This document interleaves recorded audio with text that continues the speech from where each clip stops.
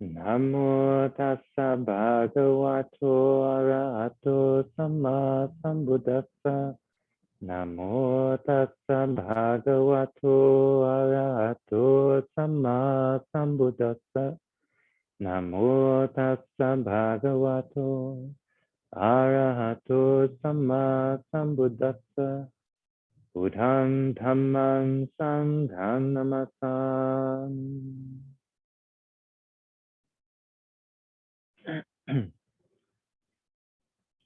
Hi, friends. So, I've been here in Austin, Texas, visiting friends, visiting family members, visiting random people who just decided to sit down with us at the local vegan restaurant, and been having a lot of good Dhamma conversations. And so, this is a wonderful part of Sangha, is the way that the Dhamma conversations that we have will support our investigation. We'll learn things, we'll get new ways of thinking about things. And a lot of what's been talked about on this trip has been just an incredible variety of expressions of suffering. Yeah. But actually, because everybody seems to have enough suffering, I'm not going to talk about that tonight. But what I'd like to talk about tonight is the third noble truth, actually, what we call the Nirodha, or the end of suffering. And this is actually something that's a little tricky to talk about. So you hear a lot in Buddhism about the defilements of mind and greed, hatred, and delusion, and suffering, and aging, and sickness, and death. It is much harder to define what we're moving towards, the state of peace and calm and all of these things, which are easy to put on a billboard. You know, come by this and you will get bliss, right? It's easy to advertise that, but it's very hard to describe what bliss is, what peace is, what freedom is. Maybe I'll be able to. So if I muddle a little bit, it's because I'll explain why it's difficult to talk about this. But maybe it's also kind of explain why that is, and still try to allude to this third noble truth and what it is referring to. So, of course, the first noble truth is that there is suffering in life, and I'd say we all have a personal experience of that. And I say you know what it is when you're experiencing it. We only get spun out when we try to think of it theoretically. But if you think, we all have had the experience of saying something and instantly regretting it, or making a mistake and beating ourselves up, or seeing somebody do something and just wishing deeply that we could get them to stop, and knowing that we cannot control them, we can't get them to stop. Nothing we can do will actually, and we just have to be with it even though it feels awful. So that is dukkha. That is what the Buddha is referring to. We have this experience. And the Buddha says dukkha comes from the second noble truth, that comes from our craving, our attachment, our identification with things. The third noble truth is referring to the fact that when that craving and suffering, when the craving and the identification and the clinging is allowed to end, is allowed to cease without remainder, when it is renounced, when it is relinquished, when we become free of it, and when we gain the ability to abide independent of that craving. This is the third noble truth. This is what the Buddha called Nibbāna. This is peace. This Nibbāna is the absence of that craving and the suffering that comes from that craving. It's the absence of identification and the feeling of loss and change and misery that comes with identification. Yeah. When that is not present, we have Nibbāna, we have this state of peace. And yeah, so I ask you now, as a question that you may have never had framed before, but are the types of suffering that you experience finite or infinite?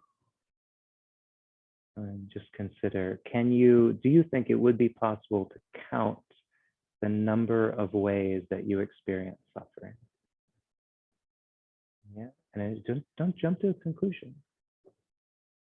But when I sat down and thought of it, I'm like, yeah. And I don't know if this is the case for everybody, but I feel like it might even be like the major things that cause me suffering in my life would probably fit on one hand. And one or two of them might be a person. But like, right, this is something that comes up over and over and over again. And every time it happens, we're like, why did I do it again? But we do.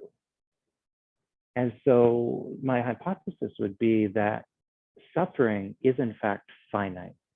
And there are many possible roots of suffering, but we will not take them all in our life. I don't have any particular inclination towards drugs or narcotics or alcohol. I've never really dabbled in it. I've never gotten anything out of it. So those particular defilements don't come up for me. But you put a slice of pizza in front of me and I'd be like, what time is it? Is it before noon? Am I allowed to eat that now? And so we all got our own particular experiences of suffering. And this is the second noble truth, is that, yeah, craving, hatred, delusion cause suffering in our life, but we will find that we have a particular expression of that. That is our personal suffering. And, but this, in terms of a principle, that means that it's possible to walk this path. It's possible to reach the end of suffering because our sufferings are finite. They can be dealt with. And this is one of the hard things in Buddhist practice, is coming to terms with the fact that we have a limited number of bad habits, but they're really sticky, they're really persistent, and they're really pervasive, and that they change objects. So that's why it might seem at first like our craving is infinite, because we crave this device, and then we're craving this food, and then we want to go on vacation, and then we wish we had a different job, and we're like, oh, maybe I should change the curtains, they just don't look right, you know. But if we were to get down deep to a deeper level, we'd see that is the same craving, but that craving is changing objects.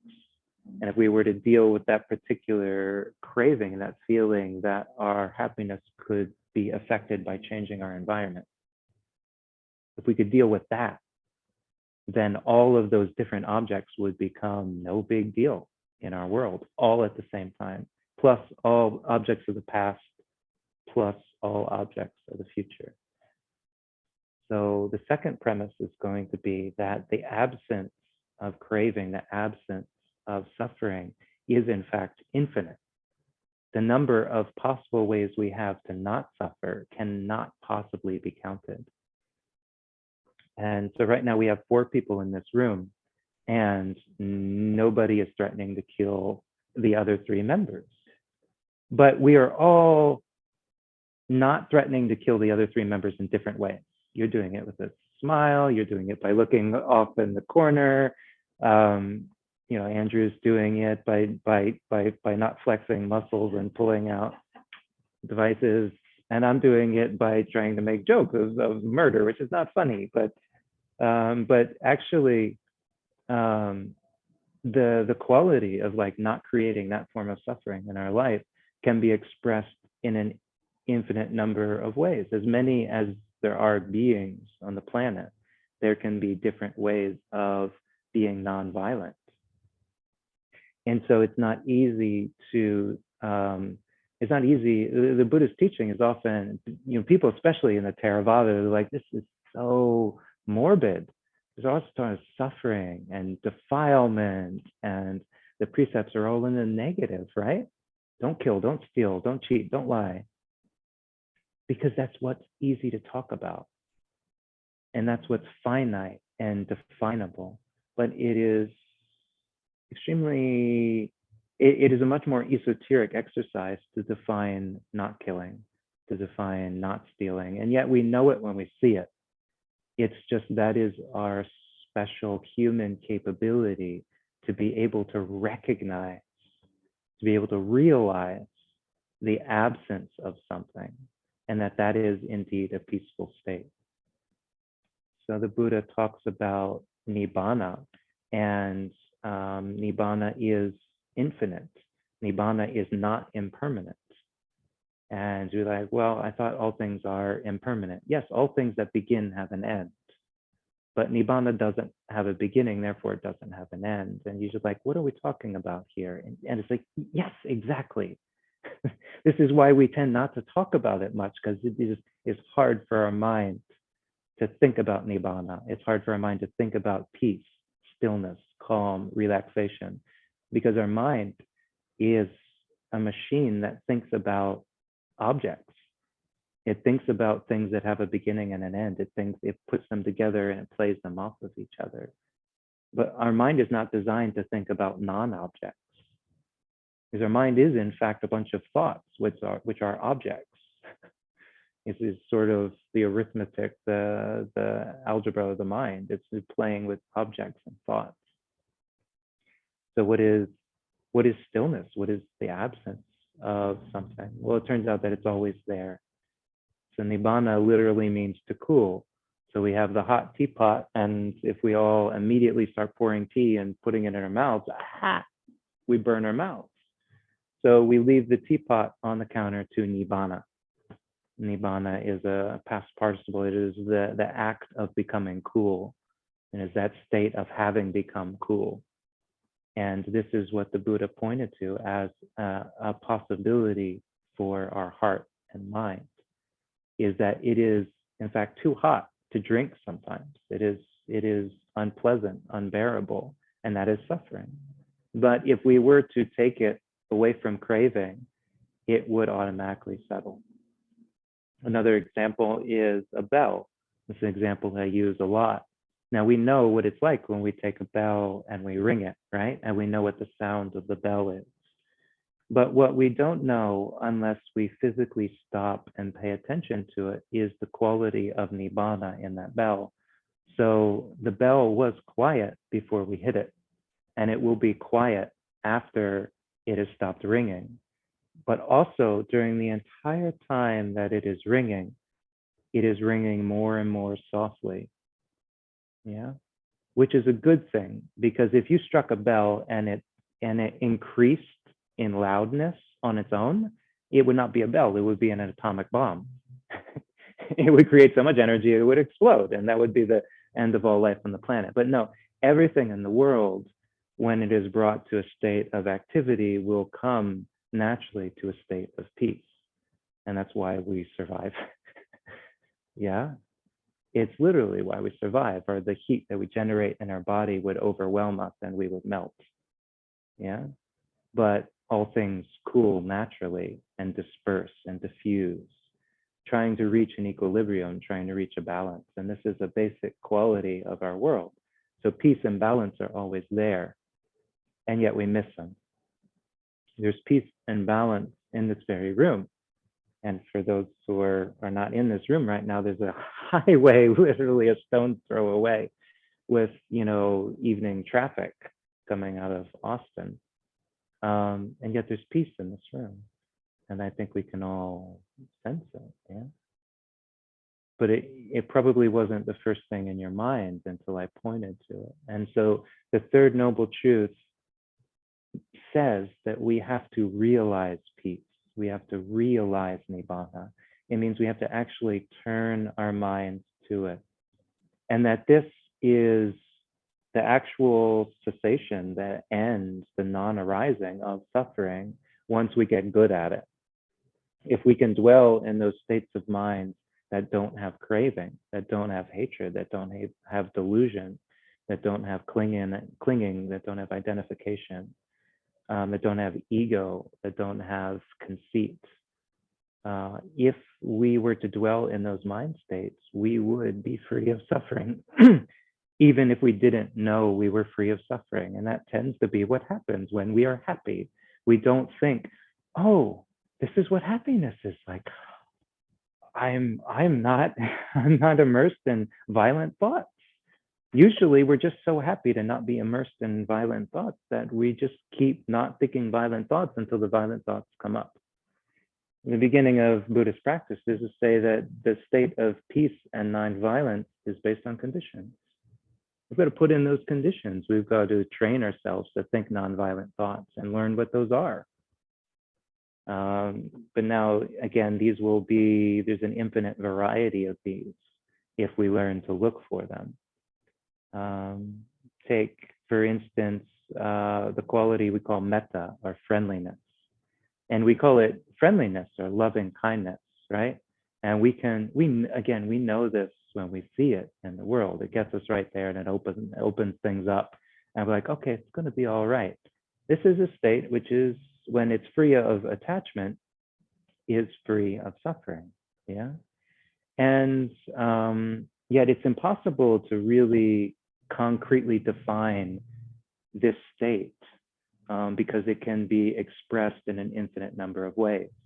So all of the possible ways of expressing metta might be forgiveness or generosity or kindness or letting something go and letting it evolve on its own, mentoring somebody or pointing out the way to somebody. It can be staying with somebody through thick and thin, no matter how they treat us. But at the same time, it can be just letting them abide based on their own karma, for good or for ill. They will be the heirs. All of that could be friendly. It can all fall within the category of this state, which is free of craving, which is free of suffering. Yeah. And so the freedom of suffering it's infinite. And many people get caught up, when they start giving an honest assessment of their life, and they're saying, I am so deluded.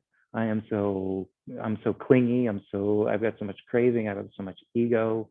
I'm a mess. This is hopeless. Let's go back to ignorance. Ignorance is bliss, right? I'll just go back to not knowing that I could do better. But what eventually starts to happen is we realize, well, I can't live my life focusing on the negatives. And that's good, because the Buddha didn't even suggest doing that. He suggested doing the opposite, dwell completely in the positive states. And the negative states can't arise, but that it will take an honest assessment of the negative states, and it will take an abandoning of the cause of those negative states to allow the mind to cool. If we're sitting next to a fire and we're starting to get hot, we should not expect that just by a wishing, may I be cool, that we will stop sweating, that we will cool down because we are next to the source of fire. Yeah? And it's the same with our mind. We should not expect, no matter how much we wish we could be at peace with all beings, if we're still really attached to our opinions, we are standing next to the fire, and that attachment to our opinions is going to burn us sooner or later.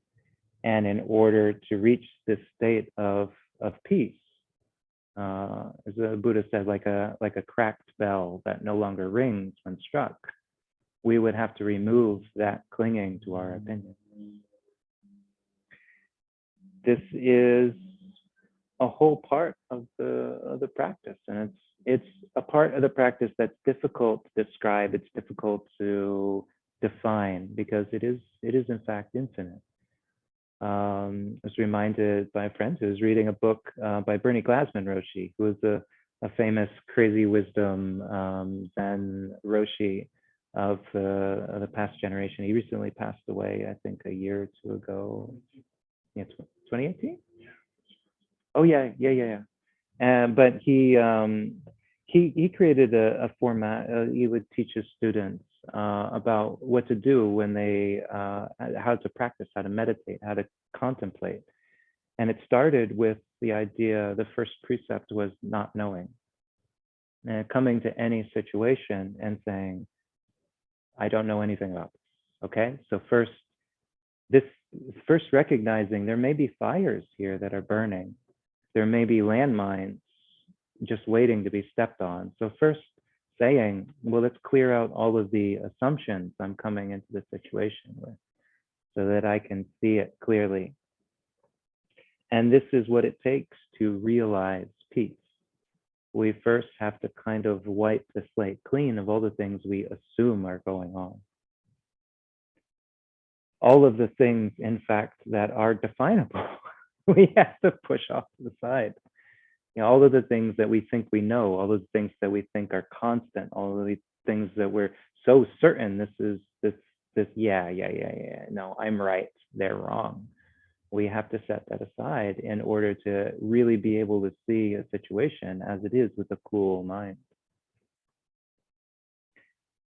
And yeah, you know, it's easy to say, come into a situation with a clear mind, but it's harder to do because in fact, that is what our mind is designed to do. You know, there was an old Hitchhiker's Guide to the Galaxy skit about the wisest man in the universe. And he would go around and he was always in the present moment, but it became sort of a joke because if he got distracted for even a second, he would forget what he was doing because he was always in the present moment. So at one point, he's got a checklist in his hand that he's doing an inventory of all the things in his factory. And then something happens and he looks at that. He's like, oh, that's really cool. And then he comes back and he looks down and he sees, I must have been taking notes. And just starts taking more notes that don't necessarily correlate with the ones he had already been taking because he's in the present moment at all times. That it's propped up as a joke. Our mind is not designed to be in Om present moment all the time. We have to reference the past to know what is going on around us. The skill of wisdom and the skill of peace is to recognize that the world is actually not made of our ideas. It's not made of the past. And that our views and opinions and our perspectives are in fact just more objects. They are not, the world is not made of that. This is an esoteric Buddhist principle called a Tamiyata, which means not made of that. And after the Buddha's time, they were starting to throw this word around to try to describe the fact that our concepts are immediately suspect simply but because of the fact they are concepts and that the world is not made of concepts.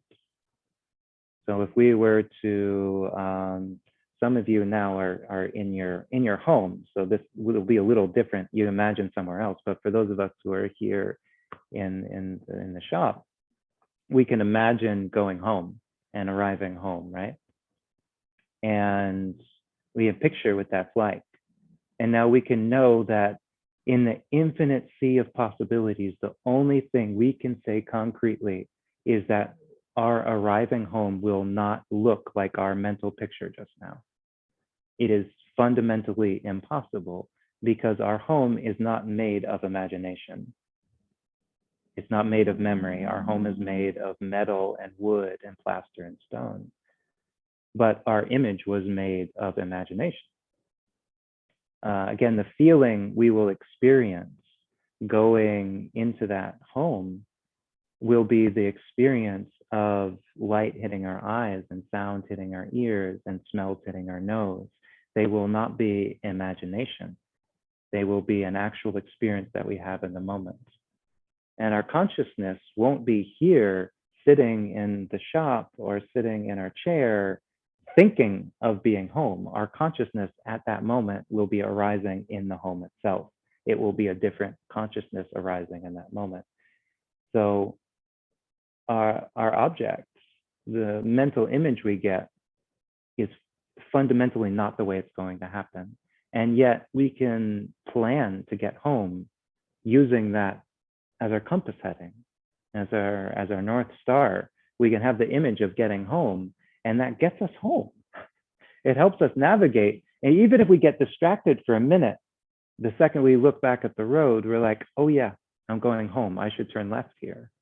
We don't get lost because we've got that idea. And yet at the point of arriving at home, we have to know that our image was fundamentally useless, except as a representation of the home. It's not our home. So that's a simple example. But now apply that to something that's a little stickier, like a political view, yeah? And you can see how the exact same thing is taking place. And yet we get much more stuck, much more fired up, because it's much more vital. Yeah. If you don't get home exactly when you meant to get home, it's not the end of the world, you know. But if a particular political thing that you're fighting for doesn't happen, it may feel like that will be the end of the world. It might feel like there's no possible way I could live in a world where that failed to come to pass, whether it's somebody getting elected or a law getting passed or a law getting repealed or an agency being founded or an agency being destroyed. It might feel like that would be the end of the world. And yet the only thing we can concretely say is that the world will not end at that moment, because the world is not made of our concepts. It's not made of our loathing. And that is, in fact, a great way to suffer in the world, because once we are existing in that world after the moment that we dreaded, where that thing did not come to pass, we are there unwillingly. And yet that is reality, because our concept never was reality. Our political view never was reality. It was a compass setting. It was a guiding star, but it wasn't real. And so if we get attached to it at any point in time, we are drawing closer to a fire. And in the early Buddha's teachings, the Buddha didn't talk about the Four Noble Truths, which is very hard to kind of conceptualize. The Buddhism is the Four Noble Truths. We know that, right? It's like that's what you read in like textbooks on world religions. The Buddhists believe in the Four Noble Truths, and yet for 20, 25 years, we don't really have any record of the Buddha talking about the Four Noble Truths. What he talked about to the first ascetics was mostly not clinging to views, because these were guys who had already given up everything. They had beards and they didn't wear clothing, and they were grungy and walking through the forest and eating handfuls of food that were just thrown at them in disgust by people offering charity to renunciates.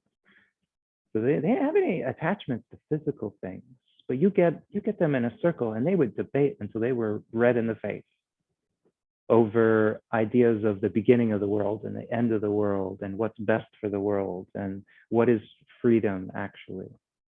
Yeah. So the Buddha said, let go of your views. See them like a poisonous snake in the path.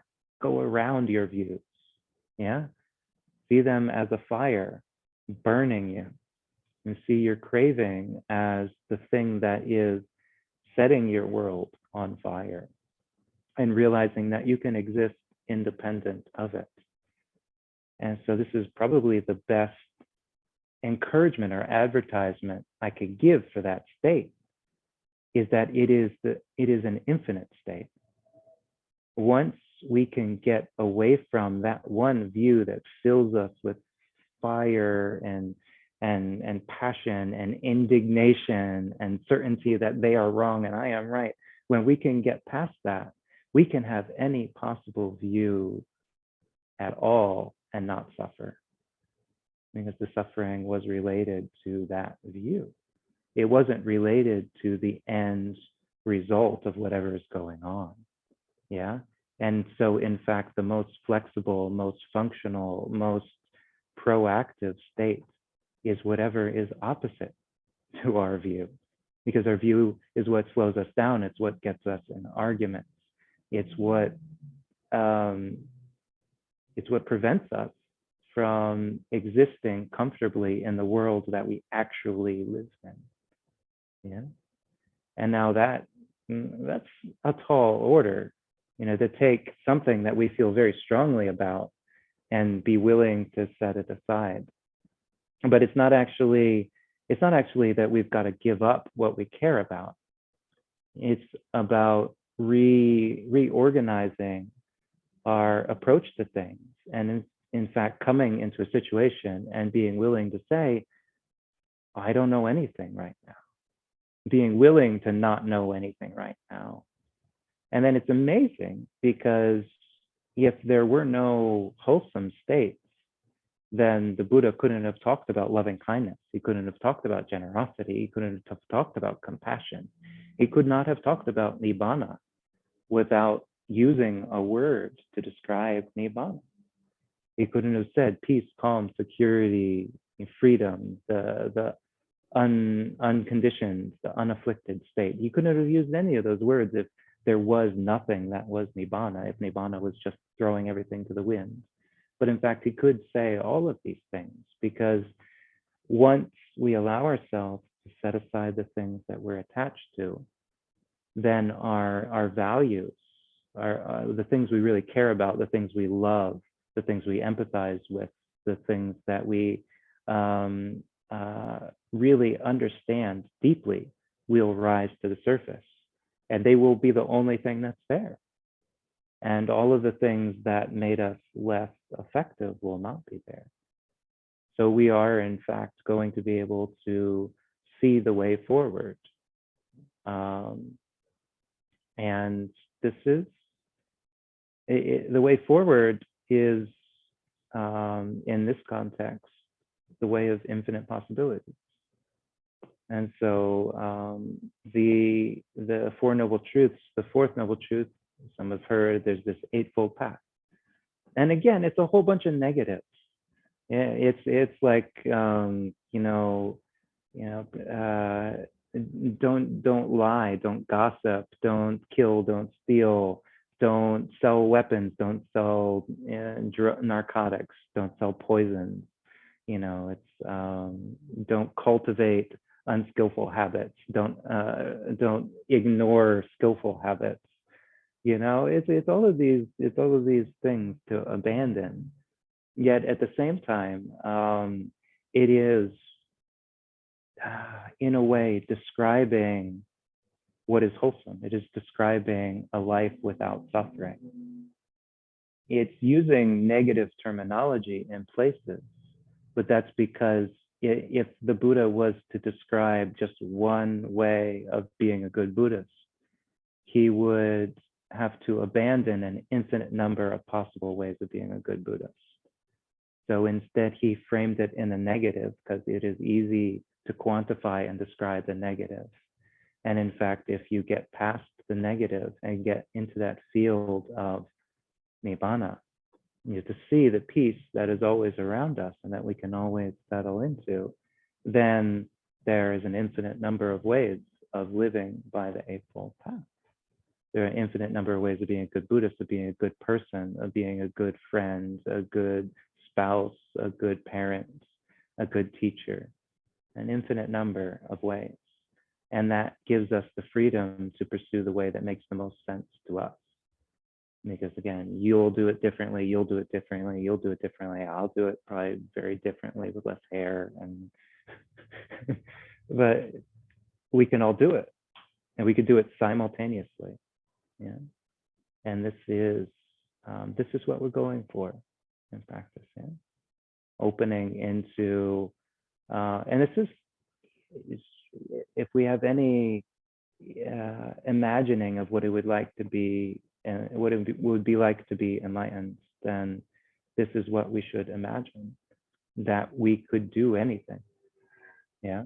It's not that we're suddenly stuck in a box of not watching TV, not smoking, not having sex, not listening to rock and roll, not doing anything fun at all, and then we'll be enlightened. That's not it. If we were to imagine anything, imagine throwing away the box and realizing that if we get on a course that is pure and free of the fires of craving, clinging, and identification, then we will never have to check our course again. We can do anything, and the box, the fence posts, everything falls away, and it will feel like being in a field of infinite possibilities. Yeah. And wouldn't that be nice? Yeah. Wouldn't that be cool? And that's what we're going for. Yeah. Rather than doing it right, getting on that course so that everything we do is right. Okay. So these are some thoughts to offer this evening and take with you. Again, take anything that's useful, throw out anything. I talk really fast, I get really excited. Dhamma is really cool, but may it be of benefit. Yeah. And sadhu for your practice and attention. Sadhu, sadhu, sadhu.